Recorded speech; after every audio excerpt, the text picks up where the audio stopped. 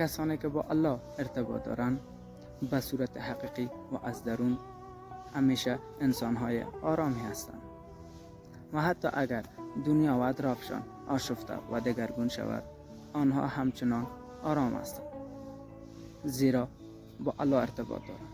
ما از توکل و تقوا حرف میزنیم. خدا را در هر چیز میبینند. پس وقتی خدا را در هر چیز ببینیم، در هر چیز، حتی چیزی که از نظر ما خوب به نظر نمیرسد، این گونه نگرش ما به زندگی کاملا متفاوت خواهد بود و به زندگی این دنیا مانند مقصد و هدف نگاه نمی کنیم.